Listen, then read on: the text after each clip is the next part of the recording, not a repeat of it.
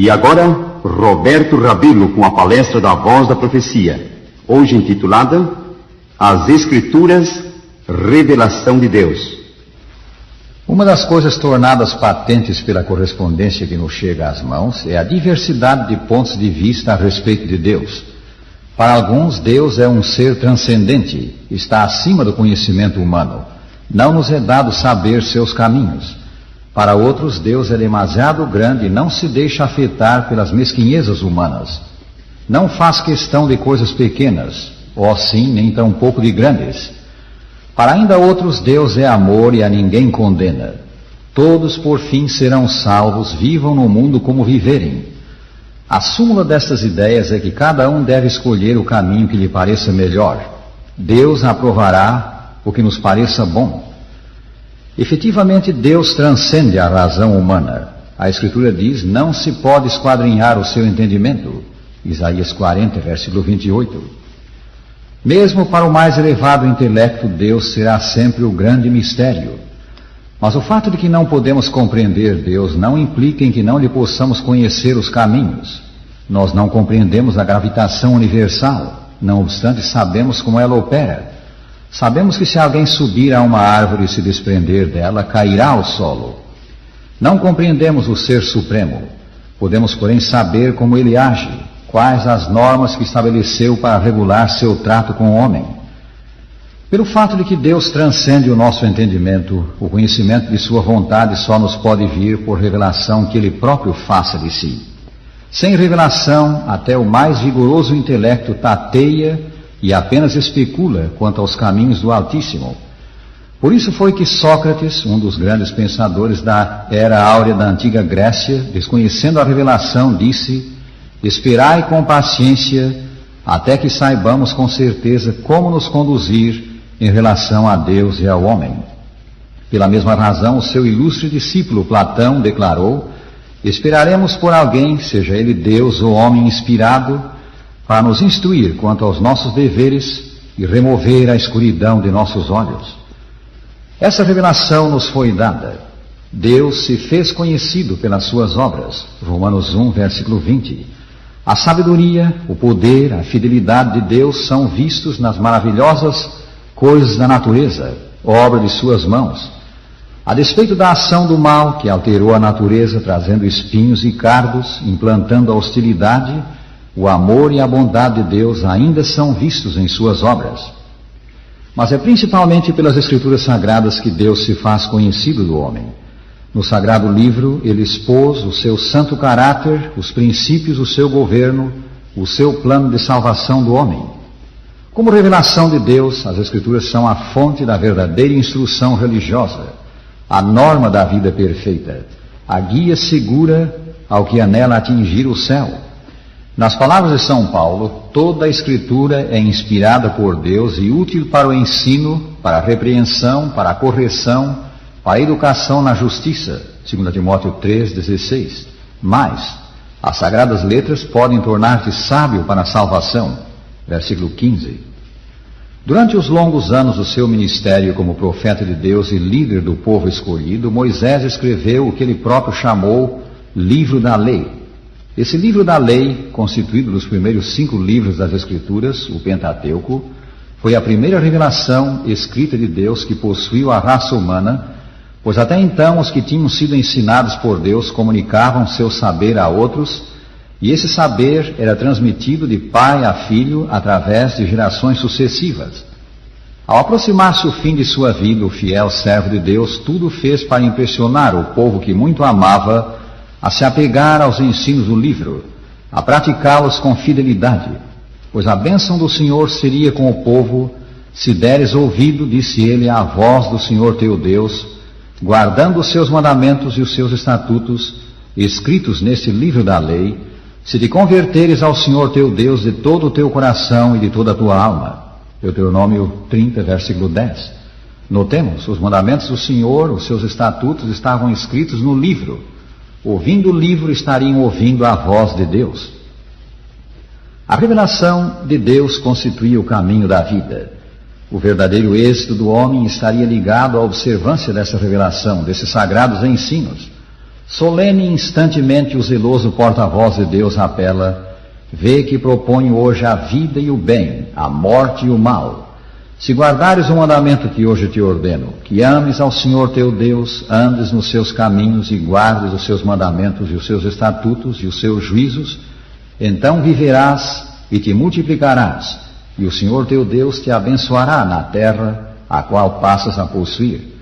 Porém, se o teu coração se desviar e não quiseres dar ouvido, e fores seduzido e a te inclinares a outros deuses e os servires, então hoje te declaro que certamente perecerás. Ao instar com o povo para que seguisse os ensinos do céu, Moisés disse: porque este mandamento que hoje te ordeno não é demasiado difícil, nem está longe de ti, pois esta palavra está muito perto de ti, na tua boca e no teu coração, para cumprires. Deuteronômio 30, versículos 11 a 14. Aí está, a revelação de Deus não está longe de ti. Não é necessário subir ao céu para conhecê-la. Não é necessário esperar que venha alguém da parte de Deus para nos mostrar o caminho, para nos dizer qual é a vontade do Todo-Poderoso. Não é preciso transpor os mares para recebê-la. Ela está perto de nós. A revelação de Deus está conosco.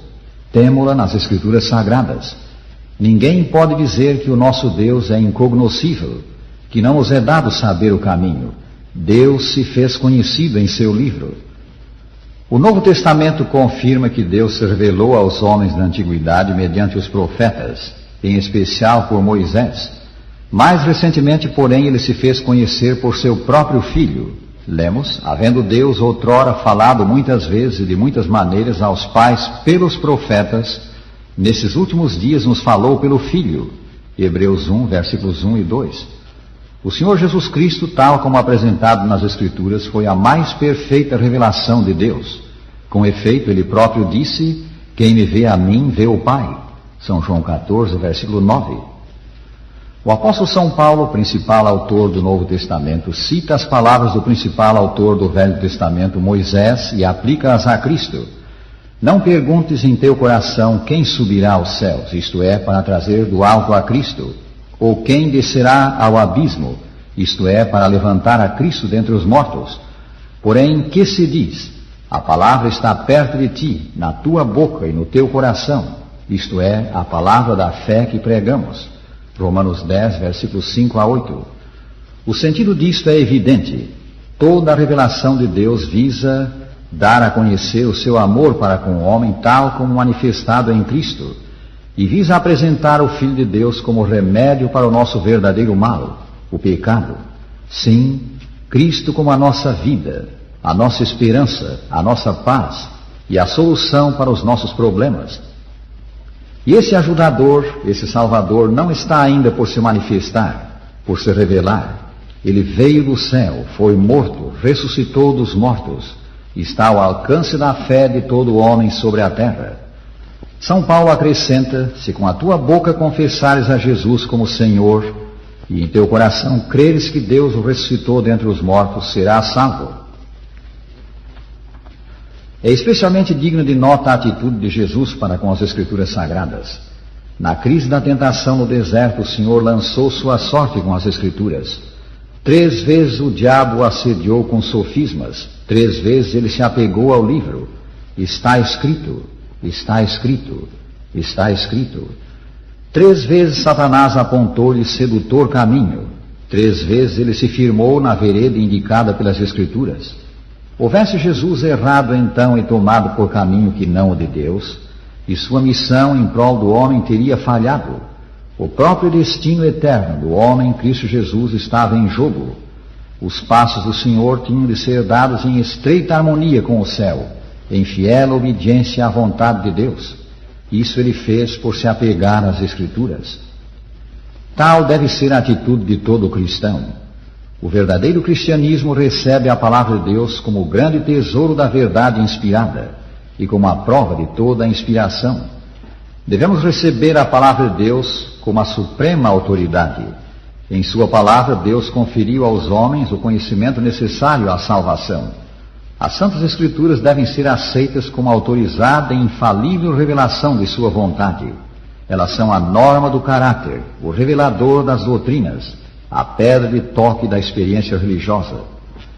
Um agente de sociedade bíblica vendia as escrituras sagradas no norte da Itália. Ao oferecer o livro ao dono de um pomar, este lhe respondeu: "O senhor me diz que o seu livro é a palavra de Deus, a revelação de Deus, mas não o pode provar." O agente, que estava junto às árvores carregadas de frutos, exclamou subitamente, mudando de assunto: "Lindas peras, mas que penas, são de má qualidade." "Que?" retorquiu o dono do pomar. "De má qualidade? É claro que o senhor não as provou. Apanhe uma ou duas e experimente-as." O agente fez como lhe foi dito e começou a comer. "Sim, o senhor está certo", concordou ele, estalando os lábios. "As peras são excelentes. Mas, amigo, o senhor deve fazer com o meu livro o que eu fiz com as suas peras. Prove-o e verá que ele é bom, que ele é de Deus." Prezado ouvinte, prova o santo livro, examina-o diligentemente e verás que ele é a revelação de Deus. Veio de Deus a fim de indicar o caminho para Deus, o Salvador Jesus Cristo, que disse: "Eu sou o caminho, ninguém vem ao Pai senão por mim." E agora dizemos: o Senhor te abençoe e te guarde. O Senhor faça resplandecer o seu rosto sobre ti e tenha misericórdia de ti. O Senhor sobre ti levante o seu rosto e te dê a paz.